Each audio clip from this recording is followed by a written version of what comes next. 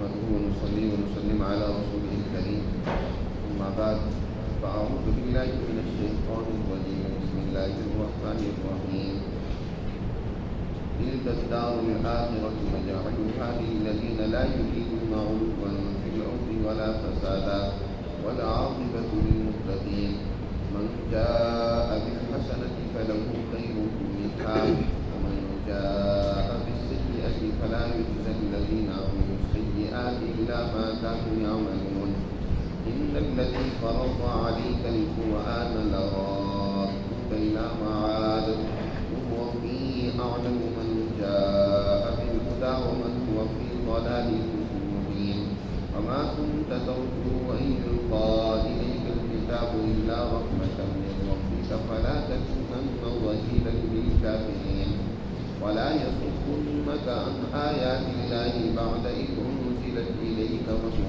إلى ربك ولا تكونن من المشركين ولا تدع مع الله إلها آخر لا إله إلا هو كل شيء هالك إلا وجهه له الحكم وإليه ترجعون.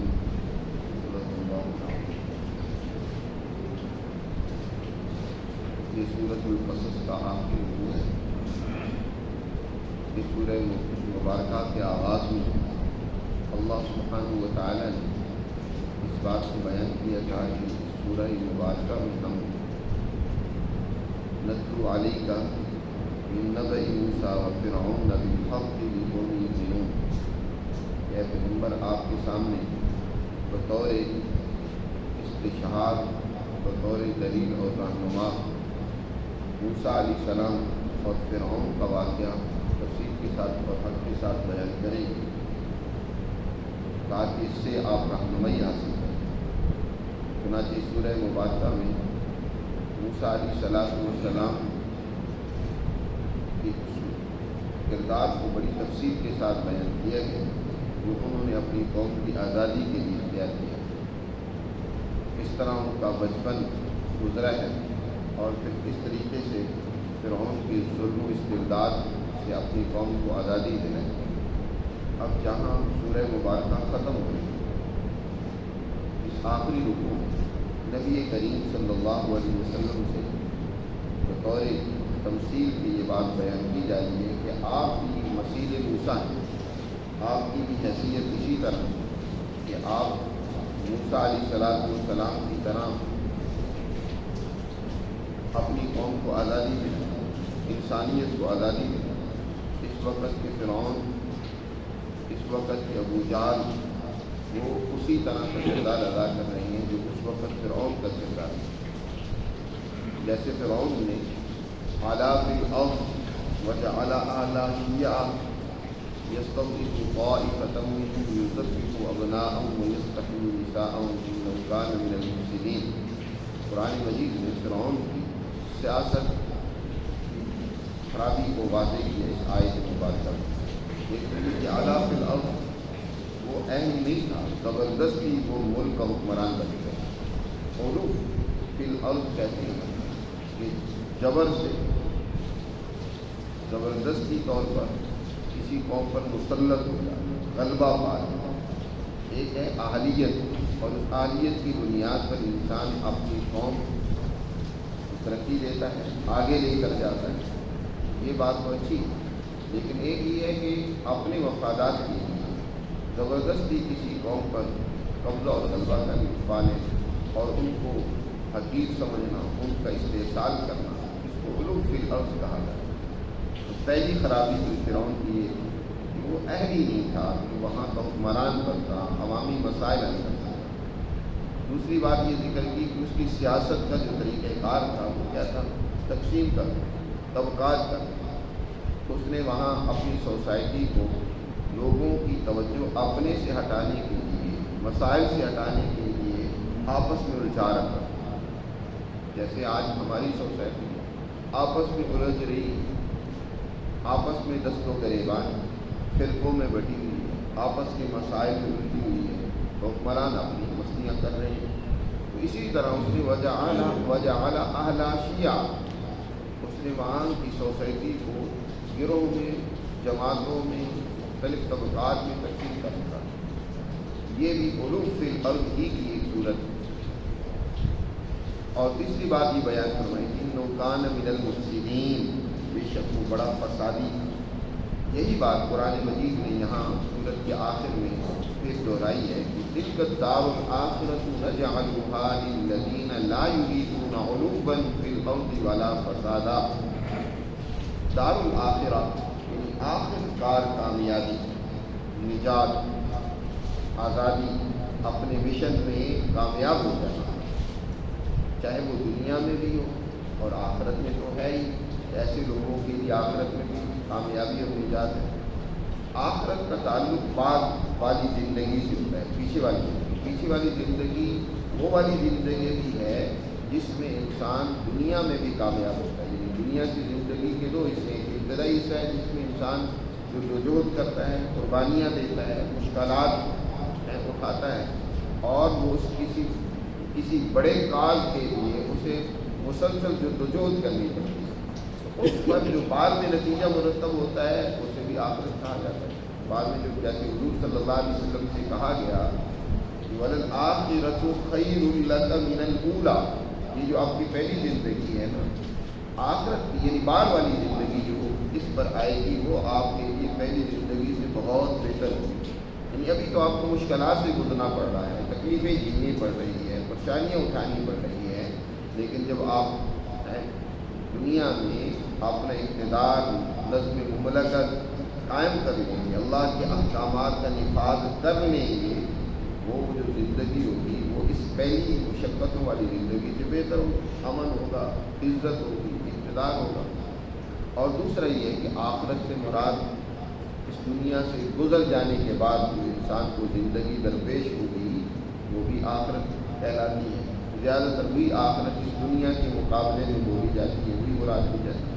تو یہاں قرآن مجید نے فرمایا کہ آخرت کا گھر نجعلھا، ہم ان کے لیے اس کو مخصوص کریں گے، اس آخرت میں کامیابی ہم ان کو دیں گے الذین لا یریدون علوا فی الارض ولا فسادا، جو زمین میں علو کا ارادہ نہیں کرتے، زمین میں زبردستی حکمران بن کر لوگوں کا استحصال کرنا، لوگوں کے حقوق کو غصب کرنا، ان کو تقسیم کرنا، جو ایسا نہیں کرتے.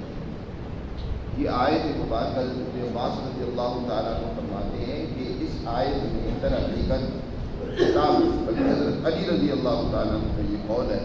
حضرت علی فرماتے ہیں جو حضرت ابن عباس نے نقل کیا کہ اس آیت مبارکہ میں خطاب حکمرانوں سے، حکمران طبقہ وہ اگر علو فی الارض کے نظریے سے دنیا میں حکمرانی کرتے ہیں، دنیا میں فساد پیدا کرتے ہیں، تکبر و غرور کرتے ہیں، تو ان کے لیے آخرت کی کامیابی نہیں ہے، ان کے لیے آخرت کے اندر سزا ہے.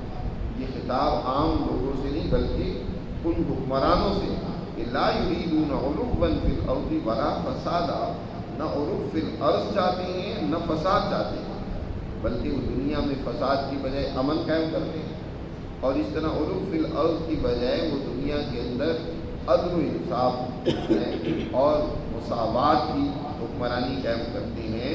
تو ایسے لوگوں کے لیے اللہ نے ارشاد فرمایا والعاقبۃ للمتقین، انجام انہی کے حق میں بہتر ہوتا ہے جو اللہ سے ڈرنے والے ہوں، جو ظلم کے خلاف آواز اٹھانے والے ہوں.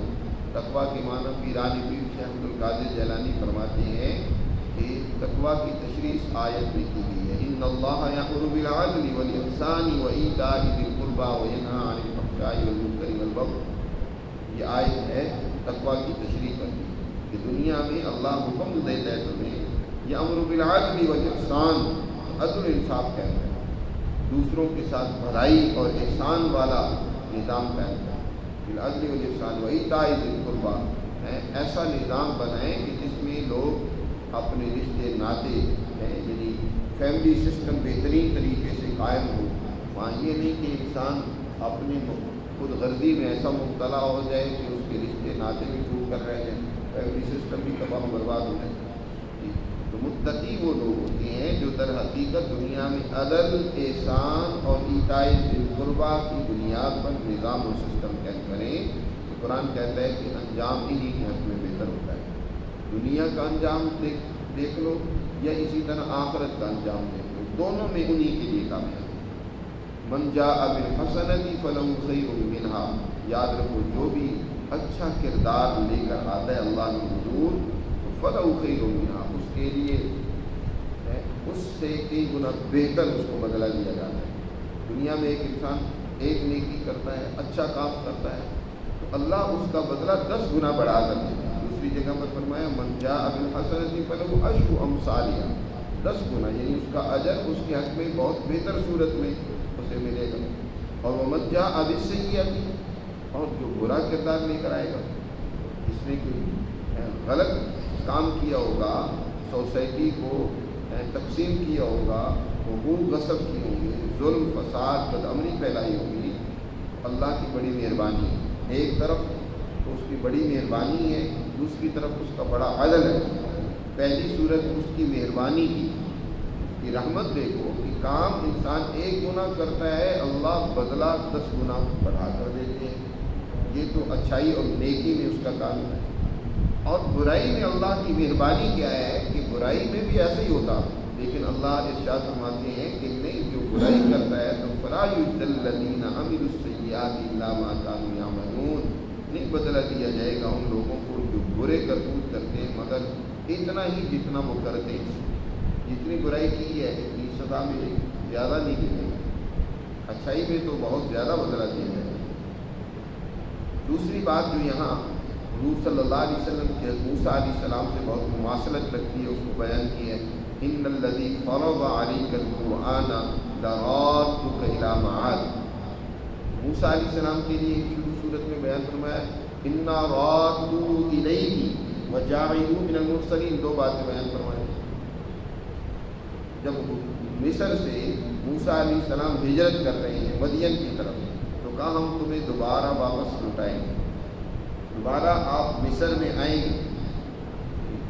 یا اسی طرح جب والدہ کو حکم دیا اللہ نے موسیٰ علیہ السلام کی والدہ کو کہ ان کو آپ صندوق میں ڈال کر دریا میں کر دیں، یہ ہم واپس آپ کی طرف لوٹائیں گے، یہ بچہ آپ کی طرف واپس لوٹے گا، اپنی اصل منزل مقام جو اس کی اصل تربیت گاہ ہے وہاں یہ آئیں گے. اسی طرح حضور صلی اللہ علیہ وسلم مکہ سے ہجرت فرما رہے ہیں.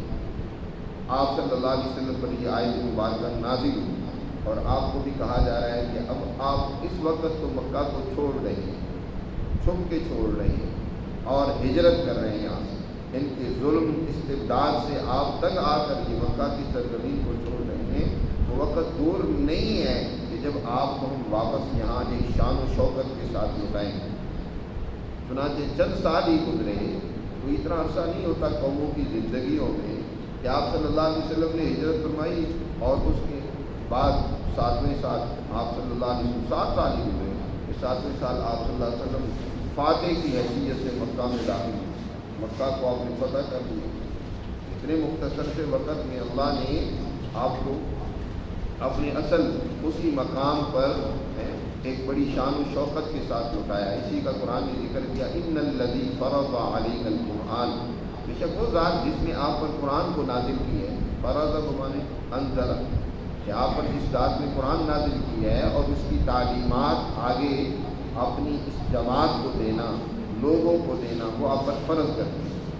یہ قرآن جو ہم نے نازل کی ہے اس کی تعلیم دوسروں تک پہنچانا، دوسروں کو اس کے مطابق ان کی تربیت کرنا فرض ہے. آپ پر بھی فرض تھی اور آج امت کے جو علماء ہیں جو نبی پاک صلی اللہ علیہ وسلم کے وارث ہیں ان پر بھی لازم ہے کہ وہ لوگوں کو اللہ کا قرآن سکھائیں، اس کی تعلیم. آج ہماری تباہی و بربادی کی بڑی وجہ یہ ہے کہ ہم قرآن سے دور ہو گئے. حضرت شیخ الہند مولانا محمود حسن رحمۃ اللہ علیہ جنہوں نے انگریزوں کے خلاف یہاں آزادی کی تاریخ میں بڑا کردار ادا کیا، ان کو انگریزوں نے جب حج کے لیے وہ گئے تو سعودیہ سے گرفتار کر کے ان کو مالٹا کی جیل میں قید کر دیا گیا. اسیر مالٹا کئی سال تک وہاں قید رہے. جب چھٹکاری آزادی ملی، وہاں سے چھٹکارا ہوا ہے تو واپس آ کر یہاں ان کا بڑا استقبال ہوا. حضرت نے یہاں پہنچ کر جو تقریر عوام کے سامنے کی، اس میں آپ نے جو بات کی فرمایا کہ میں نے جیل کی اسیری میں اپنی قوم کی غلامی پر بڑا غور و فکر کیا، مسلسل ہم غلامی میں جا رہے ہیں، کون سے اسباب ہیں جس کی وجہ سے آج ہم تباہی و بربادی اور غلامی میں مبتلا ہو رہے ہیں۔ اس کی دو وجوہات میرے سامنے۔ پہلی وجہ قرآن سے دوری اور دوسری وجہ آپس کے اندر فرقہ واریت، لڑائی جھگڑے۔ ان دونوں چیزوں نے امت مسلمہ کو کمزور کر دیا اور اس کی وجہ سے دشمن ان پر چڑھ دوڑے۔ علوم فی الارض والفسادہ، یعنی جو غالی قومیں ہیں، جو قومیں دنیا میں اعلیٰ فی الارض کا نمونہ ہے، وہ غالب آدمی مسلط ہو۔ اللہ نے حضور صلی اللہ علیہ وسلم سے فرمایا اور حضور کی وساطت سے یہ حکم تمام امت اجابت کو ہے، جنہوں نے حضور صلی اللہ علیہ وسلم کی اس دعوت کو قبول کر لی ہے، ان پر یہ لازم ہے کہ وہ اللہ کا قرآن لوگوں کو سکھلائیں۔ ان الذی فرض علیک القرآن، بے شک وہ ذات جس نے آپ پر قرآن فرض کر دیا، یعنی اس نے نازل کیا اور اس کے احکامات آگے انسانیت کو دینا آپ پر لازم کر دیا، وہ ذات رات کو اعلانات، جب قرآن کی تعلیم دیں گے، اس کے مطابق تربیت کریں گے، تو لازمی بات ہے کہ وہ ذات آپ کو لٹائے گی اعلانات، جہاں سے آپ نکلے گے، جہاں سے آپ کو نکالا گیا، جو آپ کا اصل مقام ہے، جہاں پیدا ہوئے مکہ میں، آپ کو دوبارہ لٹائے گا۔ چنانچہ اللہ نے لٹایا۔ چند ہی سالوں میں اس قرآن کی تعلیم و تربیت کے نتیجے میں یہ منظم جماعت اتنی طاقتور ہو گئی کہ انہوں نے مکہ ہی کو نہیں بلکہ پورے حجاز کو کیا کر لیا، حضور کی زندگی میں فتح کر دیا۔ قل ربی اعلم من جاء بالہدی ومن هو فی ضلال مبین۔ اب یہاں بھی حضرت موسیٰ علیہ السلام کے ساتھ مماثلت ہے۔ موسیٰ علیہ السلام کو جب اللہ نے پیغام دے کر فرعون اور ان کی کابینہ کی طرف، سرداروں اور ملا کی طرف بھیجا، انہوں نے جو سوال کیا، موسیٰ علیہ السلام سے جو سوالات کیے، اس کے جواب میں موسیٰ علیہ السلام نے کیا فرمایا؟ من جاء بالہدی، اللہ جانتا ہے کہ ہدایت پر کون ہے۔ موسیٰ علیہ السلام کے بارے میں انہوں نے الزام لگایا تو آپ کو ساحر اور جادوگر ہیں، طرح طرح کے الزام تراشیاں کی۔ موسیٰ علیہ السلام نے فرمایا کہ ہدایت یافتہ کون ہے، گمراہ کون ہے، اللہ اس کو خوب جانتا ہے۔ یہی بات حضور صلی اللہ علیہ وسلم کے بارے میں فرمائی جا رہی ہے کہ آپ پر بھی جب کافروں نے الزام تراشیاں کی تو فرمایا کہ اے پیغمبر آپ کہہ دیں ربی اعلم من جاء بالہدی ومن هو فی ضلال مبین، میرا پروردگار خوب جانتا ہے اس کو جو ہدایت لے کر آیا اور جو گمراہی میں، واضح اور صریح گمراہی میں لے کر آیا۔ یاد رکھیں، سچی مسلمان جماعت جب وہ کوئی کامیابی حاصل کرنا چاہتی ہے اور اسے اپنی منزل کی طرف بڑھنا ہے تو اس کو راستے پر پہنچنے والے کتوں سے الجھنا نہیں چاہیے۔ جو راستے پہ رکاوٹ ڈالنے والے ہوتے ہیں، اعتراض کرنے والے ہوتے ہیں، ان کا تو مقصد کیا ہوتا ہے کہ ان کی یہ منزل دور ہوتی چلی جائے، یہ آسانی سے اپنی منزل کی طرف بڑھے نہیں، وہ ان کو اپنی طرف الجھانا چاہتے ہیں۔ نبی کریم صلی اللہ علیہ وسلم کی جو جدوجہد تھی، ایک باقاعدہ ویژن لی ہوئی، ایک مقصد لی ہوئی، اور اس کے تحت آپ کوشش کر رہے تھے اور مسلسل آپ اپنے مسلمانوں کی تعلیم و تربیت میں مصروف تھے۔ نئے لوگ جو اس کے مستحق اور اہل تھے ان تک پیغام پہنچانے میں سب لگے ہوئے تھے، لیکن کفار حضور صلی اللہ علیہ وسلم کو ادھر ادھر کی باتوں میں جانا چاہتے تھے، ان پر زد و کوب، حضور پر، حضور کی جماعت پر وہ اسی طرح تشدد بھی کرتے تھے تاکہ اپنی اس منزل کو یہ مختصر کر دیں، یہیں ان کی طاقت کو ختم کر دیا جائے۔ تو حضور صلی اللہ علیہ وسلم سے کہا کہ الجھنے کی ضرورت ہے، انہیں یہ بتا دو کہ اللہ خود جانتا ہے کہ ہدایت پر کون ہے، گمراہی میں کون ہے۔ ہم تمہیں یقین دلانے میں ہی اپنا وقت صرف کر دیں کہ نہیں نہیں نہیں ہم تو ٹھیک ہے، اس کی ضرورت نہیں ہے۔ ربی اعلم بمن جاء بالہدی ومن هو فی ضلال مبین، جانتا ہے جس ذات کے لیے ہم کام کر رہے ہیں وہ اچھی طرح جانتا ہے کہ ہدایت اور درست راستے پر کون ہے اور غلط راستے پر کون ہے۔ الجھنے کی ضرورت نہیں ہوتی، بس ان کو کہا اللہ خود جانتا ہے۔ ومن هو فی ضلال مبین وما كنت ترجو ان يلقى اليك الكتاب الا رحمة من ربك فلا تكونن ظهيرا للكافرين۔ یہاں بھی دو باتیں، حضور صلی اللہ علیہ وسلم کے متعلق وہی کہی گئی ہیں جو موسیٰ علیہ السلام کے بارے میں کی گئی۔ موسیٰ علیہ السلام کے لیے بھی کہا تھا وَجَاعِلُهُ مِنَ الْمُرْسَلِينَ، ہم آپ کو رسول بنائیں گے۔ اور موسیٰ علیہ السلام کو معلوم نہیں تھا ابتدا میں کہ مجھے منصب رسالت پر فائز کیا جائے گا، بلکہ اس وقت تک بھی علم نہیں تھا جب آگ لینے کے لیے اپنے گھر والوں کو ایک جگہ پر ٹھہرایا اور انہوں نے کہا کہ تم انتظار کرو، میں یہاں کچھ آگ محسوس کر رہا ہوں، میں تمہارے لیے وہاں سے کوئی آگ کا انگارہ لے آتا ہوں، یا یہ ہے کہ وہاں سے اس راستے کی منزل کا پتہ چل جائے گا۔ تو موسیٰ علیہ السلام جب وادی طور میں پہنچے جہاں اللہ سے ہم کلام ہوئے اور نبوت کے مقام پر فائز کیے گئے، تو موسیٰ علیہ السلام کو اس سے پہلے کوئی توقع نہیں تھی، وہ تو آگ لینے کے لیے گئے۔ وہاں پہنچے تو اللہ کی طرف سے نبوت اور پیغمبری مل گئی، منصب رسالت پر فائز کیے گئے۔ اسی طرح حضور صلی اللہ علیہ وسلم سے کہا جا رہا ہے وَمَا كُنْتَ تَرْجُو أَن يُلْقَىٰ إِلَيْكَ الْكِتَابُ، آپ کو توقع نہیں تھی کہ آپ کی طرف کوئی الکتاب اتاری جائے گی، اللہ کا کوئی ضابطۂ حیات ہے، کوئی قانون اتارا جائے گا ایک مکمل کتاب کی صورت میں جس میں انسانیت کے لیے تا قیامت رہنمائی ہوگی، آپ کو اس کی توقع نہیں تھی۔ اور نہ ہی آپ صلی اللہ علیہ وسلم نے اس کی کبھی خواہش کی تھی کہ مجھے ایک نبوت کے مقام پر سرفراز کیا جائے، اور نبی بھی عام نہیں بلکہ نبی یہ آخر الزمان، آخری نبی قیامت تک جن کی نبوت قائم و دائم رہے گی وہ نبی، اور ان کو جو کتاب دی جائے گی وہ ساری انسانیت کے لیے قیامت تک کے لیے عملی نمونہ ہے، اسوہ ہے، رہنمائی اس میں موجود ہے، ہدایت ہے ان کے لیے دستور حیات ہے۔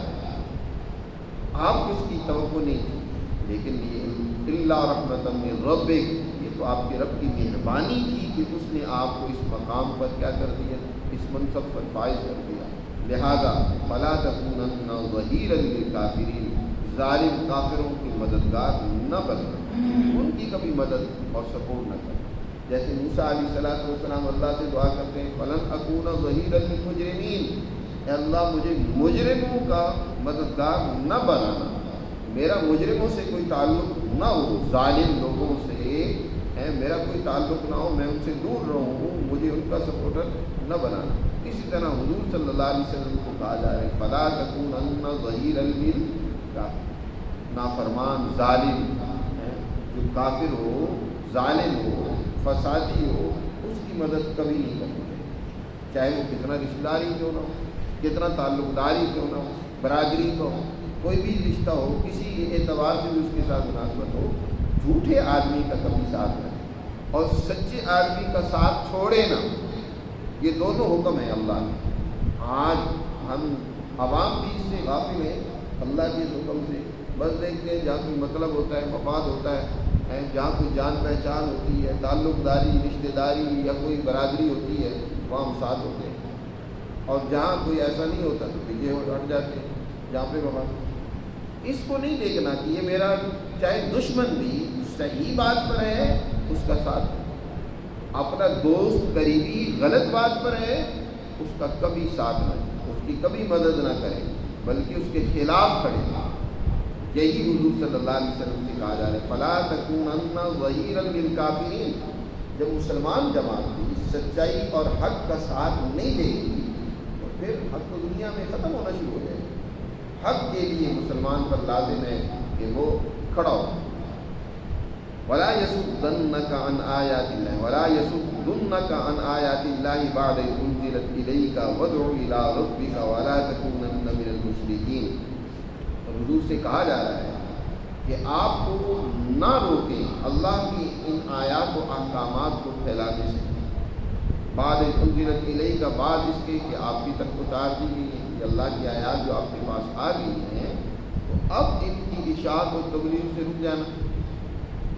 اللہ کے احکامات آ گئے ہیں تو پھر ان پر عمل ضروری ہے۔ اللہ نے جو حکم دے دیا کہ فلا تکونن ظہیرا للکافرین، اللہ کا حکم آ گیا، اب اس میں انسان اپنا مفاد دیکھنے لگ پڑے، اس میں کوئی اور مصلحت کوشی میں مبتلا ہو جائے، یار مصلحت کا تقاضا یہ نہیں، اب اللہ کے احکامات پر عمل کریں، ان کی اشاعت کریں، لوگوں تک اللہ کا یہ حکم پہنچائیں، ولا یصدنک، اللہ نے حضور سے کہا، یہ اصل میں براہ راست خطاب تو حضور سے ہے کیونکہ سب سے پہلے مخاطب حضور ہے، لیکن حضور کی وساطت سے حکم یہ سارے مسلمانوں کو دیا جا رہا ہے، یہ حکم عام ہے۔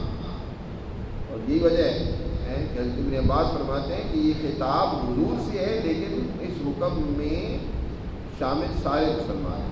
ولا یصدنک عن آیات اللہ بعد اذ انزلت الیک وادع الی ربک، لوگوں کو اپنے رب کی طرف بلائیں، یعنی اس کے احکامات کی طرف بلائیں۔ ولا تکونن من المشرکین، مشرک نہ بنیں۔ مشرک کون ہوتے ہیں؟ دوسری جگہ پر اللہ نے فرمایا الذین فرقوا دینہم وکانوا شیعا، جنہوں نے سوسائٹی کو تقسیم کر دیا، گروہوں میں بٹ گئے، وہ مشرک ہوتے ہیں۔ ولا تکونن من المشرکین ولا تکونن من المشرکین، تم بھی ہرگز مشرکوں میں سے نہ بنو۔ انسانیت کو تقسیم کرنے والے مشرک بھی تو وہی ہوتا ہے جو خدا کو تقسیم کر کے اس کی بنیاد پر کیا کر لیتا ہے، سوسائٹی کو بھی تقسیم کر لیتا ہے۔ کسی نے ایک کو خدا بنا لیا، دوسرے نے دوسرے کو خدا بنا لیا، کوئی کسی کی عظمت میں مبتلا ہے۔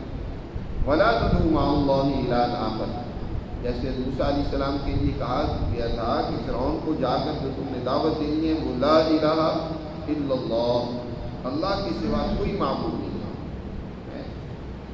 اس بات کی دعوت حضور سے بھی کہا جا رہا ہے کہ تم دعوت صرف اللہ کی معبودیت کی، اسی کی حاکمیت کی، اسی کی اس نظام کائنات کے نظام کو بنانے اور اس کا مدبر ہونے کی دعوت ہے۔ ولا تدعوا مع اللہ الہا آخر، اللہ کے ساتھ کسی اور معبود کو نہ پکارے۔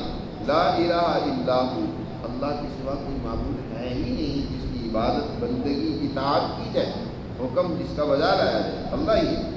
کل شیء ہالک الا وجہ، یاد رکھو اللہ کے سوا ہر چیز فنا ہونے والی ہے، تباہ ہونے والی ہے، الا وجہ، سوائے اللہ کی ذات۔ وجہ سے مراد اللہ کی ذات، یعنی بقا صرف اللہ کی ذات کے لیے ہے، اسی کے ہی قانون، اسی کے ہی سسٹم، اسی کے ہی حکم، وہی پائیدار ہے۔ اس کے سوا ہر چیز کے لیے زوال ہے، فنا ہے، تباہی و بربادی۔ دنیا میں چاہے کتنے بڑے سسٹم بنا دیے جائیں، لیکن جو اللہ کے مقابلے کا سسٹم ہوگا وہ اس کے لیے زوال ہوگا، اس کے نتیجے میں تباہی و بربادی آئے گی، فنا ہوگا۔ بقا اللہ کے لیے، اللہ کی احکامات کے لیے بقا ہے۔ لہ الحکم وإلیہ ترجعون، اسی کا حکم دنیا میں بھی اور آخرت میں بھی اسی کا حکم چلے گا اور اسی کے حکم قائم و دائم رہے گا۔ اور یاد رکھو وإلیہ ترجعون، تم دنیا میں اچھا کردار ادا کرنے کے ذمہ دار ہو اور تمہارا یہ کردار ایک دن تمہارے سامنے لایا جائے گا اور تم اللہ کے حضور لٹائے جاؤ گے اور وہاں تمہاری وہ نیکیاں، تمہارے اچھے اعمال، تمہارا اچھا کردار تمہارے سامنے آئے گا۔ اس لیے فرمایا وإلیہ ترجعون، اسی اللہ کی طرف ہی تم نے لوٹ کر جانا ہے۔ اس سورہ مبارکہ میں اللہ نے بڑی تفصیل کے ساتھ مسلمان جماعت کی ذمہ داریاں اور جو ظلم و فساد پیدا کرتے ہیں دنیا میں ان کی خرابیوں کو بڑی تفصیل کے ساتھ واضح کی ہے۔ اللہ ہمیں سمجھ نصیب فرمائے اور اپنے احکامات پر عمل کی توفیق